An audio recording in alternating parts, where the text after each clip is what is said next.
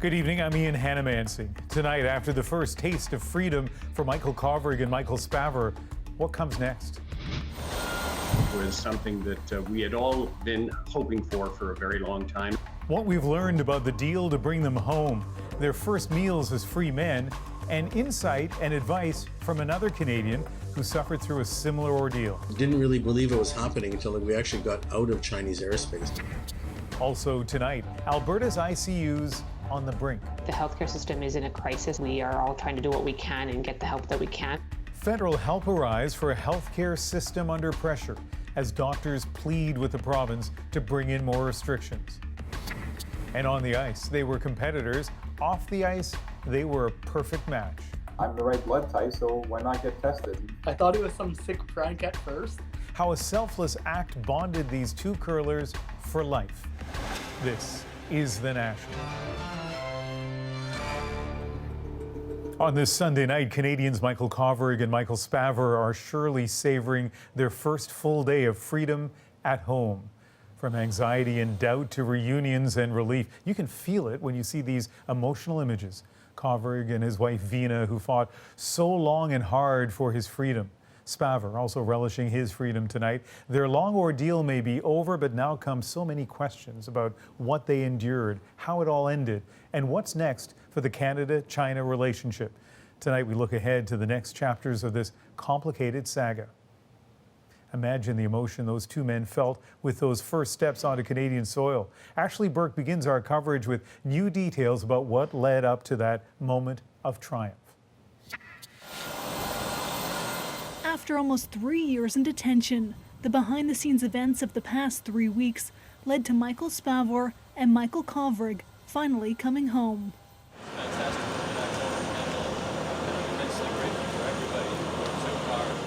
Canada's Foreign Affairs Minister was on the tarmac in Calgary with the Prime Minister for that emotional homecoming. You could sense a collective sigh of relief from Canada and joy at seeing our two Michaels finally back on Canadian soil. He says the key was the U.S.'s deferred prosecution agreement with Huawei's chief financial officer, Meng Wanzhou. Mark Garneau told Rosemary Barton Live Canada learned a few weeks ago the proposal had arrived between the Department of Justice and Huawei's lawyers. Meng Wanzhou was ready to sign it, and that it seemed acceptable to the Department of Justice. That sort of unlocked the whole process, and things happened extremely rapidly after that. So rapidly, it caught Spavor's friends by surprise. To have it happen within 12 hours of me hearing the news about the deal was extraordinary and beyond my wildest expectations. The expectation that it could take months for their return. People were donating to a fundraising page set up on Spavor's behalf to cover his living expenses, even as he was flying back to Canada. Michael, we miss you here in Seoul. We love you. I have a bottle of North Korean snake liquor ready for when you come back to Seoul to see us again. We can't wait for that day. On this day, when the Michaels woke up free, they were faced with reports from Chinese media about their release. China has maintained their arrests had nothing to do with Meng Wanzhou. Today, media reports said they were sent home because they were sick. Kovrig's friend, also a foreign correspondent with The Star, says China has given itself away. For them to actually be on a plane 2 hours after Meng had left Vancouver, it just shows it was very blatantly linked. 3 Sundays ago, Kovrig's wife and sister were marching through the rain in Ottawa to mark Kovrig and Spavor spending 1,000 days in detention. This weekend, they were reunited at last. Joy, relief, overwhelming gratitude for everyone who has worked to make this day happen. So Ashley, what comes next for Kovrig and Spavor?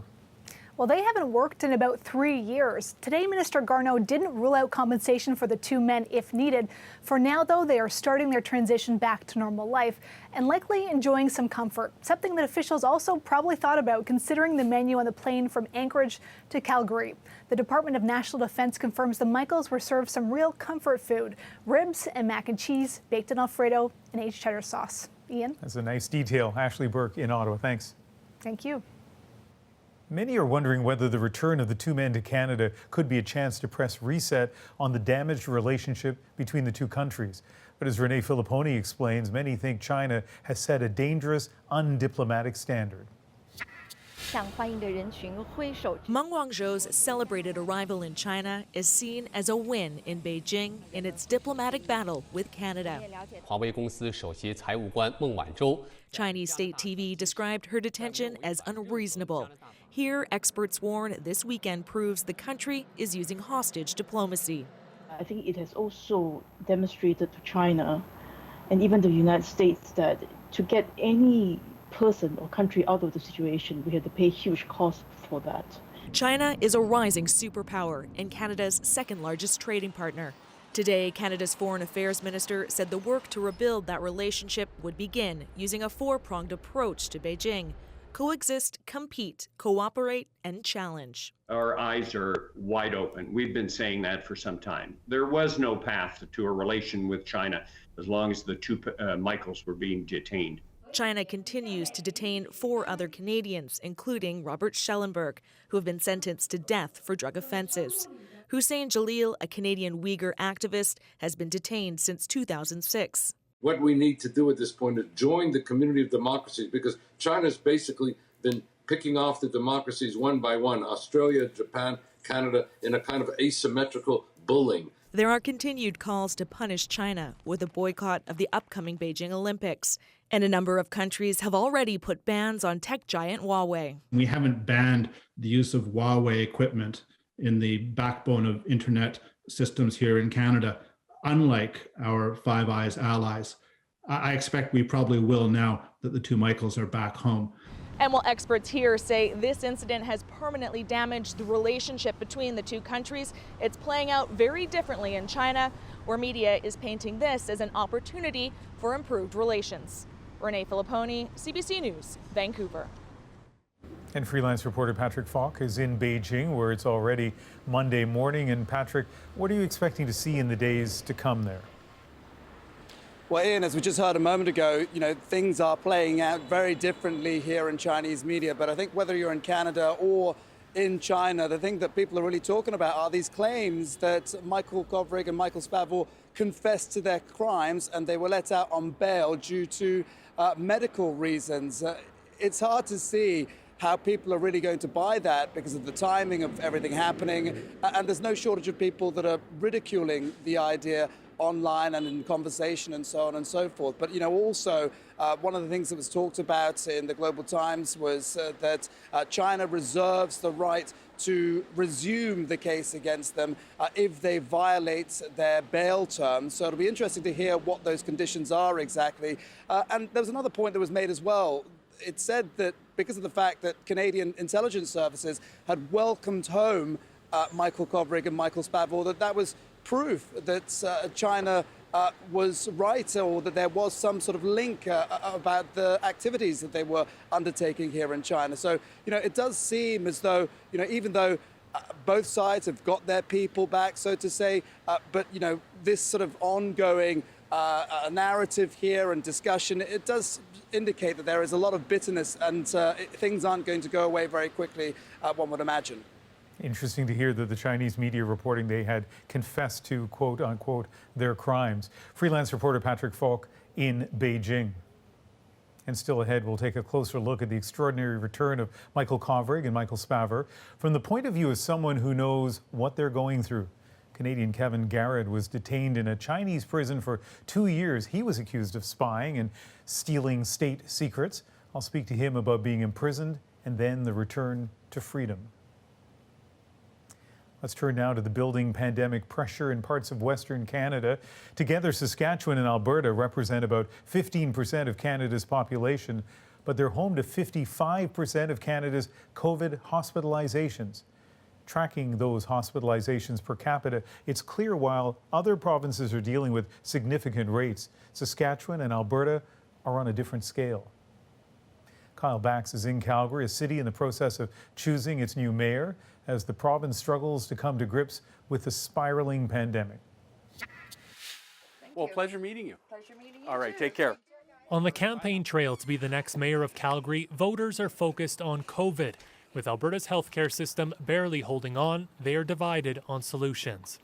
Everybody has a different opinion about where we should be at, whether it's restrictions, lockdowns, masking, no masking, vaccinations. For this candidate, the pandemic is even closer to home. His daughter now can't get the back and kidney procedures she needs because surgeries are delayed or canceled. She's aware of her body. She's aware that surgeries are required, that those things will come up. And so the further you delay those things, the more anxiety that builds in kids. The province torn between two efforts, with protests this weekend against restrictions and vaccine mandates. While on the Tsuut'ina First Nation, just outside the city, prizes are handed out to those who roll up their sleeves. At last count, there are more than 20,000 active cases of COVID reported in the province. That's higher than current case counts in Quebec, Ontario, and BC combined. The Canadian military is sending nurses specialized in intensive care. ICUs in the province are buckling under the strain of COVID, running at 174% of normal capacity. Hospitals are adding more beds, but they're filling up just as fast. I think we are critically close to breaking. Now, a call for the government to do more, including a so-called fire break, bringing back more restrictions like closing bars and in-person dining. Alberta's former Chief Medical Officer of Health lists other measures in an open letter released today, including a call for all government employees to be vaccinated. The government is not doing anything that would lead you to believe that we're going to see a decrease in the number of cases. And Kyle, considering what the province is facing, there are a lot of questions about the return of NHL hockey with fans in Calgary tonight. Ian, I'm at the Saddle Dome. Hockey's back. It's the Battle of Alberta. Everyone must show proof of vaccination to enter the arena. Masks are mandatory, and people are pretty excited. Still, there are no capacity limitations at all. So more than 19,000 people can pack the arena for games. Ian, that has some medical experts and fans questioning whether that's a good decision, considering the bad situation in Alberta right now. All right, Kyle, thank you. Fans may be coming back into arenas and stadiums in greater numbers, but as Talia Ricci explains, teams face another COVID risk, some of their own players. To be a part of this atmosphere again, fans, referees, and coaches have to prove they're vaccinated. Wiggins behind the back, gets it away in time. The one exception is the players themselves. For Canadian Andrew Wiggins, it's local guidelines now making the Warriors forward ineligible to play home games. The NBA recently denied his request for a religious vaccination exemption. The challenge is there's going to be a few dissenters, as there would be in any other situation in our society. In the NHL, the Edmonton Oilers revealed that Josh Archibald was unvaccinated, the team confirming he's not playing tonight. Experts say cases like this could be a huge financial risk for the industry. You can't have your core product paused again. That would be absolutely detrimental for these sports leagues. They'll have to perhaps make infrastructure changes and procedural changes to accommodate players who are not vaccinated. It's a situation playing out in workplaces across the country. Fiona Martin says her firm has received hundreds of calls from people who have been told they'll need to get vaccinated or they'll face termination or unpaid leave. Now, unless it's mandated by the government, the provincial, the federal government, that it is mandatory in your area of work, these employees are entitled to severance. Here's George Springer. Throughout the summer, the focus has been on outdoor sports, a lower risk setting. But into the fall and winter months, that's going to change. Is one person on a team dangerous? Well, it's more dangerous than if there were 0 people who were unvaccinated on a team. And with the power athletes hold, some say there's another kind of risk. They're so influential that what they say and what they do matters to a lot of people. And many of those fans are waiting to see what players like Wiggins decide to do. Talia Ricci, CBC News, Toronto. An anti-vaxxer protest turned ugly outside Toronto's Eaton Centre on Saturday.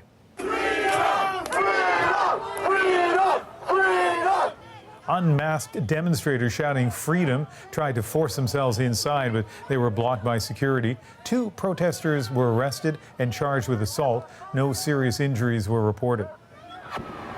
Starting tomorrow, British Columbians must use the official BC vaccine card for indoor activities like restaurants and gyms. Up until now, people have been allowed to prove their status by showing the small paper receipt from a vaccine clinic, but effective Monday, residents can only use the BC vaccine card. More than 3 million British Columbians already have theirs. Here in Vancouver, 2 students at the University of British Columbia were killed early this morning. The 18-year-olds were hit by a vehicle that jumped the curb early in the morning. Tanya Fletcher has what we know so far. A tragic start to the school year at the University of British Columbia. Barely 2 weeks into the fall semester, and 2 young students killed. I mean, super tragic and sad to hear that it happened. It's really unfortunate. It's sad, very sad here. I'm sorry for the families. I mean, 18-year-olds, barely first years, and run over. It was a rainy night around 2 a.m. The 18-year-old man and 18-year-old woman were walking down the sidewalk on the edge of campus. Suddenly, this silver BMW jumped the curb at a bend in the road just across the street from student residence buildings. The SUV crashed into the pair. They died instantly. I can't even begin to describe, the feeling that the feeling that it brings when your students who are your colleagues here on campus when they lose their lives. The driver was a 21-year-old Vancouver man. He eventually came to a stop after smashing into a parked car. That's when he was arrested, taken to the hospital for minor injuries, released, and given a court date. Investigators have not ruled out drugs, alcohol, speed, or slick road conditions. Officers are also trying to track down any dash cam footage. The victims are not yet being named, but UBC's president calls them 2 bright and promising young adults, adding it's difficult to comprehend and express the enormity of the loss. His statement also alludes to more bad news, saying he, quote, expects more details will emerge in the coming days that may further deepen our sadness. This is not the first time a collision has happened here. Far from it, in fact. According to government data, there have been at least 24 incidents along this stretch of road in the past 5 years. That doesn't make what happened any less shocking for students who live here. I was thinking that could have been me. Tanya Fletcher, CBC News, Vancouver. Dalhousie University in Halifax is condemning the actions of hundreds of students after they flooded the streets near campus last night for homecoming parties, a violation of pandemic rules on public gatherings. Everyone's getting vaccinated, and we feel like we need to reap some rewards. We are staying safe. We just want our experience back.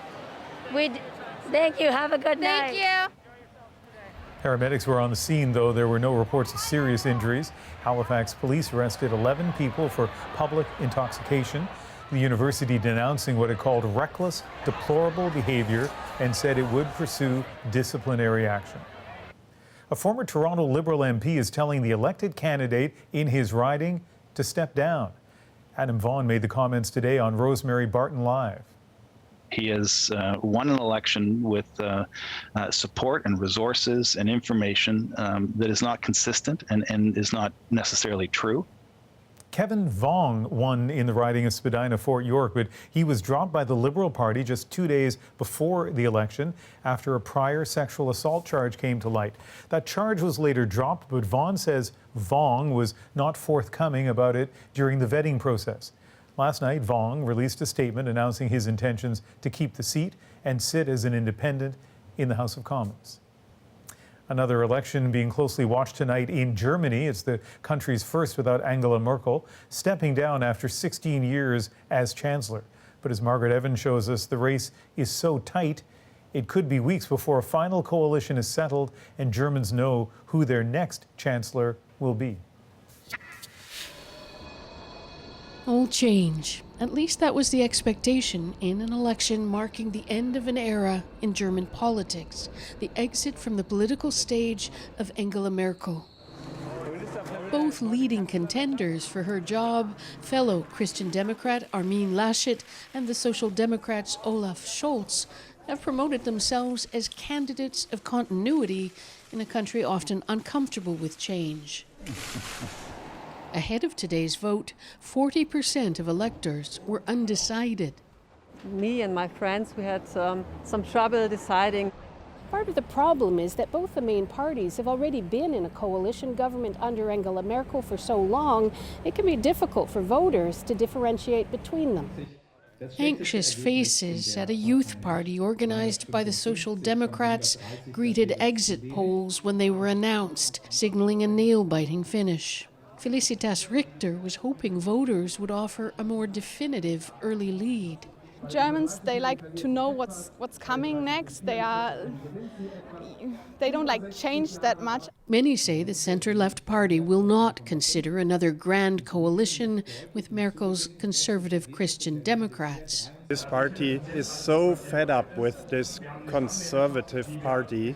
I don't think there will be a majority for that in our party again. The Christian Democrats had their worst showing in a federal election since the end of World War II. Some have blamed Merkel for not campaigning hard enough for Laschet. Biographer Ralph Bolleman disagrees. Angela Merkel has a different view on that question, having a successor. I think she thinks that a democracy is not a monarchy. Which brings us to the Greens. In a country where climate change is increasingly a top issue, they became the potential kingmakers in any coalition. But so close is the race that building one could take weeks or even months. Margaret Evans, CBC News, Berlin. It must be an emotional weekend for Michael Spavor, Michael Kovrig, and their loved ones. What comes next for the two men? Coming up, insight from one of the few Canadians who has shared their experience. What life is like after being imprisoned in China. Plus, the Spanish island of La Palma, still under threat from wild volcanic eruptions. But in the midst of all that destruction, the Miracle House. And they may be rivals on the curling rink, but they're forever bonded off the ice. I ran and gave him a big hug because it was just unbelievable that it's actually happening. We're back in a moment.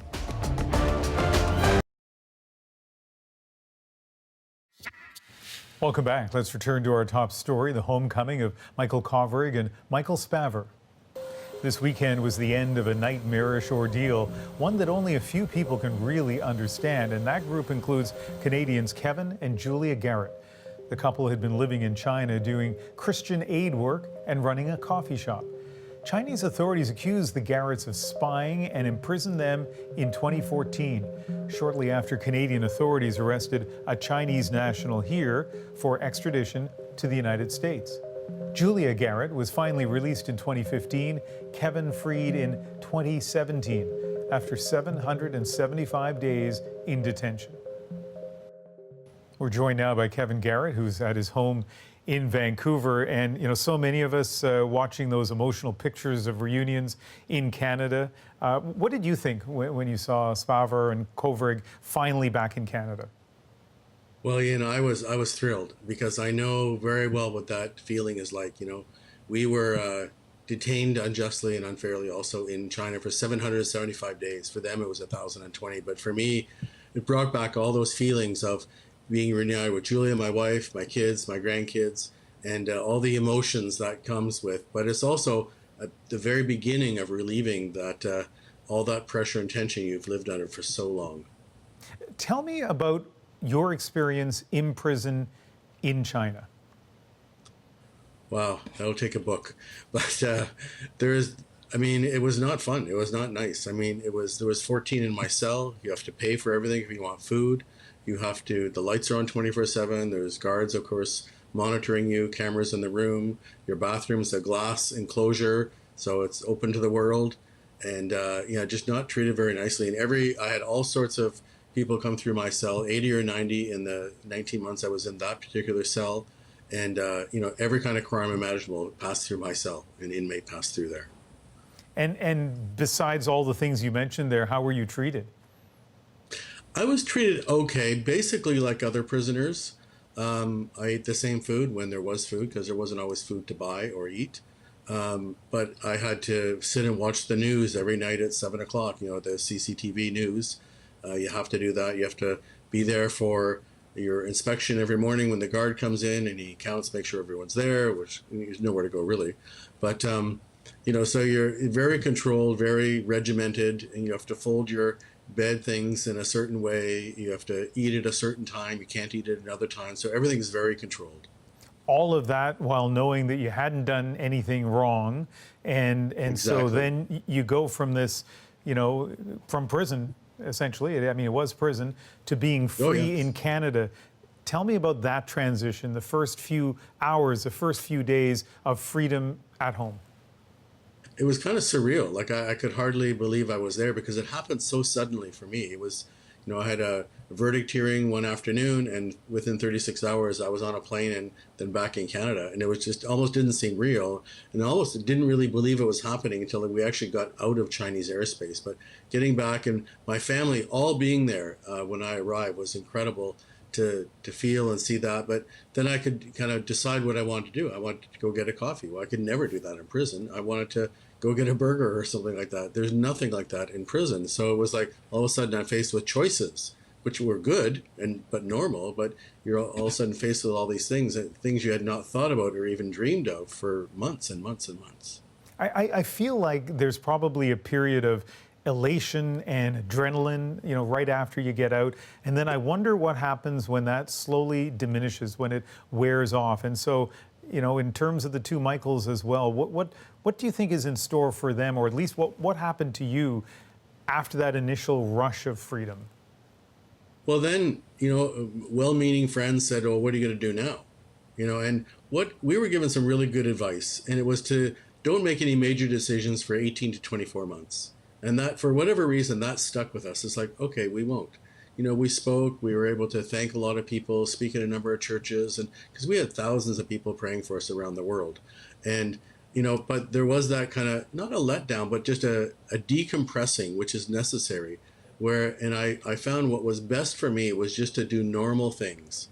We talked to some counselors and things like that, but the best thing for me was just meeting friends, meeting family, going for coffee, walking in the park, those kind of things without any kind of pressure around. That's what really helped. But it began to release that tension and pressure that was been there for so long.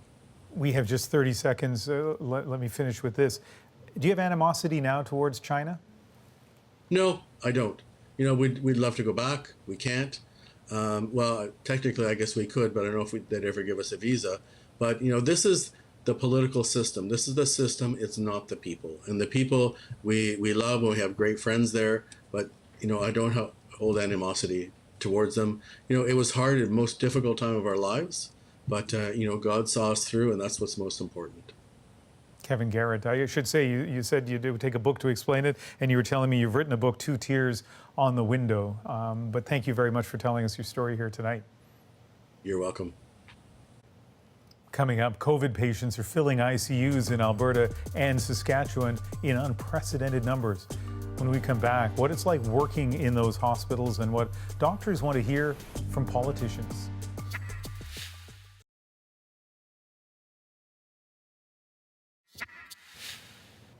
Welcome back. As you heard earlier, hospitals in Alberta and Saskatchewan are dealing with by far the worst pressure from the pandemic in Canada right now, and they could soon be facing the worst COVID crisis in Canada ever.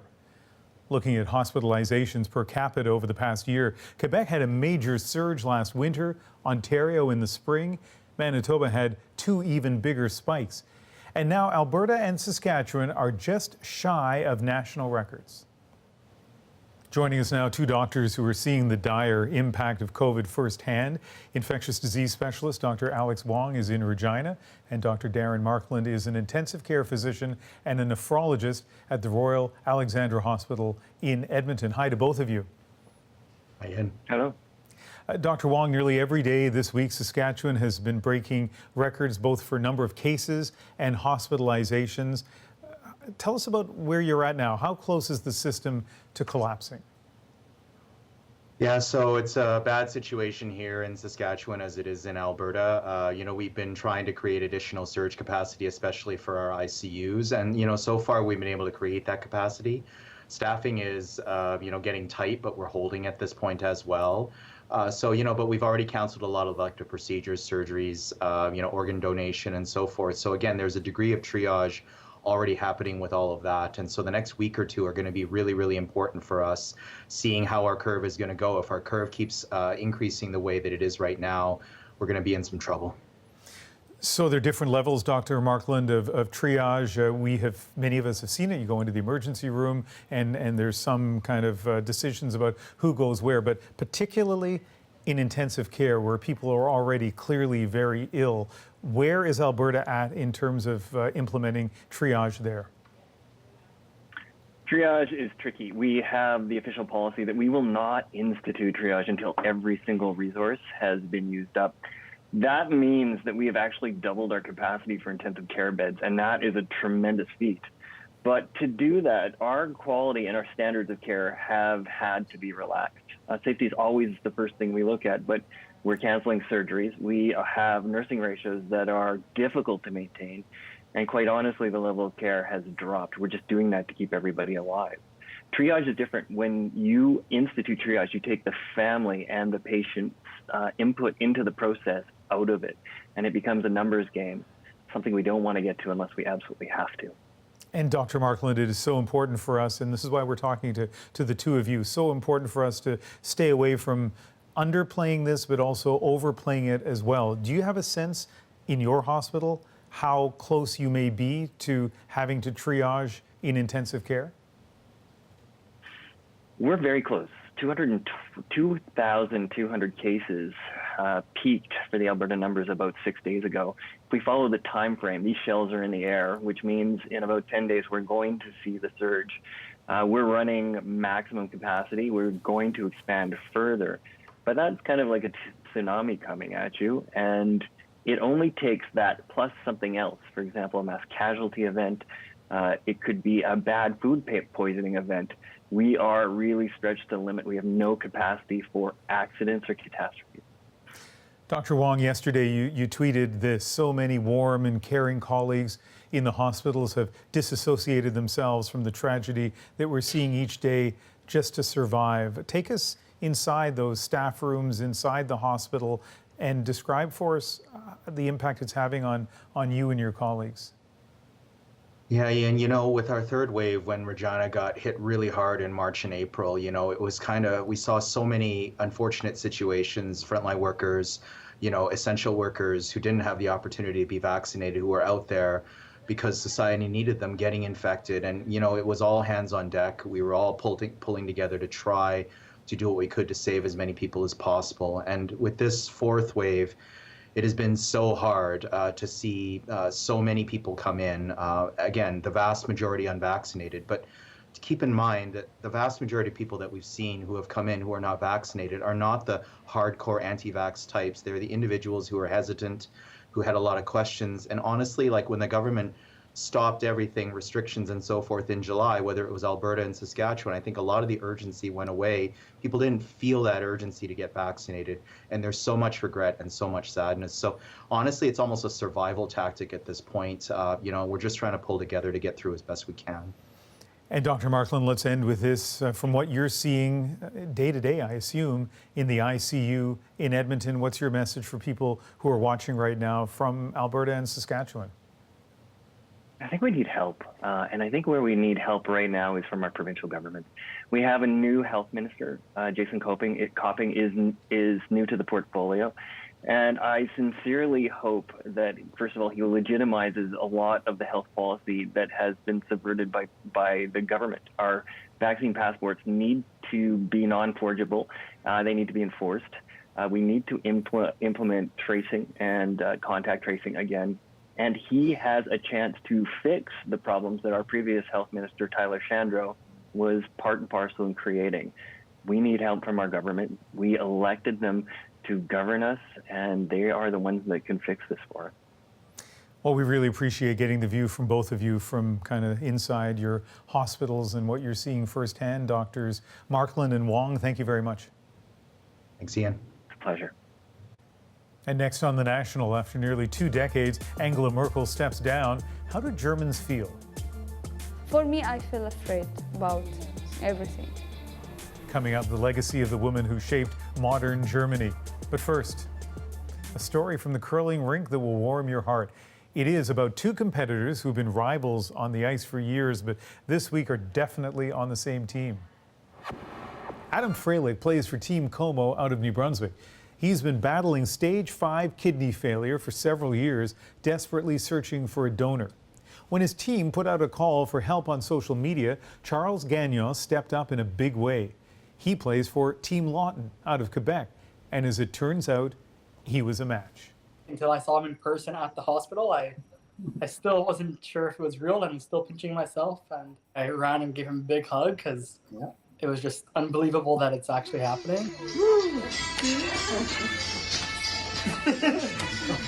Earlier this week, the two underwent successful transplant surgery.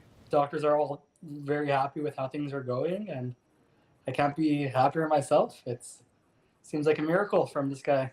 As for Gagnon, he's shrugging off the hero label. Adam has said thank you a million times, and I don't know how to reply to that because all I can say is just it's the right thing to do. Way back when I was going to school, I worked in a warehouse delivering, of all things to people who are on dialysis. So I saw firsthand what people go through who are on this dialysis. So to be able to put that off and make that not happen for Adam was pretty important. The two plan to be back on the ice soon. As for a championship, Gagnon is banking on Freilich to get him there. I figure this is the best way for me to get a part of me to the Briar eventually. Anyway. No doubt, something Freilich wouldn't mind at all.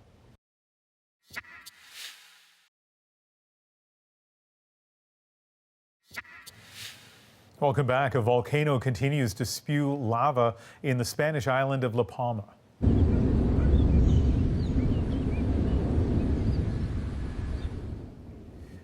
Take a look at a church bell tower which melted today as the lava continued to spill for a second week. Meantime, ash is keeping flights grounded at the island's airport. Crews desperately trying to clean it up. One symbol of hope for people in the community, a home on the island is being called the Miracle House on social media, the only house spared as the lava destroyed everything around it. For 16 years, she was the Chancellor of Germany, but today's election marks the end of the Angela Merkel era. Margaret Evans returns now with this look at the Germany Merkel leaves behind. The woman who would be king in the early days. Long before she became Germany's first female chancellor, and even longer before Western media outlets claimed her as the new leader of the free world. After 16 years in office, Angela Merkel is at once one of the most familiar leaders of our time and one of the most enigmatic. Her image so entwined with the country that picturing what comes next can be a challenge. Erlinde Kolbel first photographed Merkel in 1991. I was struck by her power, even though she was an inexperienced woman. She's taken her picture for 30 years, describing a down-to-earth character who keeps her emotions firmly in check. She talked about this in the interviews I did with her. She had to learn it, and I think she learned it very well. She also says Merkel never lets ego get in the way. She never once insisted on approving a photo. She didn't love the cameras, but she accepted to be photographed because it's part of her position and her job. Now that Merkel is stepping down, the political autopsy of her chancellorship and what state it's left Germany in is well underway. Klaus Goetz teaches at the Ludwig Maximilian University in Munich. One couldn't really argue that she leaves the European Union in a much better place than she found it. Goetz describes Merkel as a manager, not an innovator. The structural impact is not comparable, for example, to the chancellorship of Helmut Kohl. Under Helmut Kohl, we had the Maastricht Treaty, with the introduction of the euro, we had German unification. Merkel's advocates say it is her skill as a manager that has defined her premiership, an ability to seek compromise into the wee hours and present a steady hand at the helm during times of crisis. In 2015, when hundreds of thousands of mainly Syrian refugees arrived in Europe, Merkel was criticized for leaving Germany's border open. Her response to worried Germans: Wir schaffen das. We can manage this. Malika Jasmati and Mohammed Al-Khamean say they owe Angela Merkel a debt. It's refugees' mother, you know, because she opened her hands to them. For me, I'm so sad, actually. I like her so much. The couple were a part of that Syrian wave. Today, they have a son and a successful Syrian restaurant in Berlin. Jasmati has even cooked for Merkel. Many Germans responded to Merkel's call for the country to become a welcoming culture. But her decision also provoked anti-immigrant groups, and it was on her watch that a far-right party was elected to the German parliament for the first time since the end of the Second World War. Jasmati and Al-Khamean admit to some jitters about a post-Merkel Germany. For me, I feel afraid about everything. She occupied a huge place in Germany, you know? So if she left, who is the one who will take this place? This election campaign has seen the two leading contenders essentially trying to out-Merkel Merkel. But there are those who want a less cautious leader. In the early days of her tenure, Merkel was known as the Green Chancellor, climate change high on her agenda. In recent years, she's been accused of dragging her feet, despite pressure from climate activists. Travis Todd, a dual U.S.-German citizen, runs a campus for startups in Berlin. I think she's been a stabilizing force there, but she's definitely not been innovative in any way. I mean, on climate, on digital economy. COVID-19 gave Merkel another crisis to handle and another boost in popularity, but it also exposed Germany's outdated bureaucracy, still relying on fax machines and snail mail. It's at least a good step forward to have a change of leadership in Germany at the moment, especially around these topics. Erlinde Kolbel had her last photography session with Angela Merkel 3 weeks ago, as yet unpublished. It was emotional, of course, but we had to put our ritual also, as we did it every year. It ended, she says, much as it began, without any fuss. Margaret Evans, CBC News, Berlin. A Canadian designer is getting some major recognition. The winner, Sasha! We'll show you the inclusive designs that caught the attention of a fashion giant next.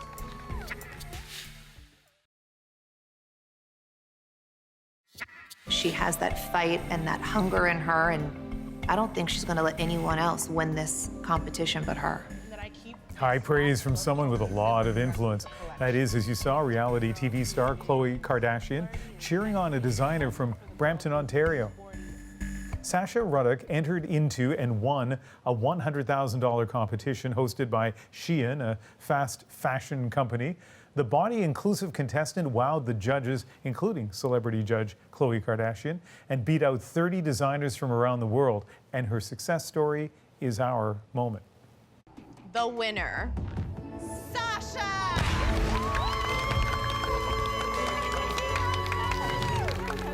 I just wanted to give people a piece where if they put it on, everyone was going to stop in their tracks and be like, who is that? She's super inclusive. She is a strong, confident woman. It's very surreal. It still hasn't sunk in. I still can't believe it. It's still very much like a wow experience. I just want people who are wearing my clothes to feel comfortable but elevated. I want them to feel really high fashion, but, you know, sporty and sexy and attractive and seen.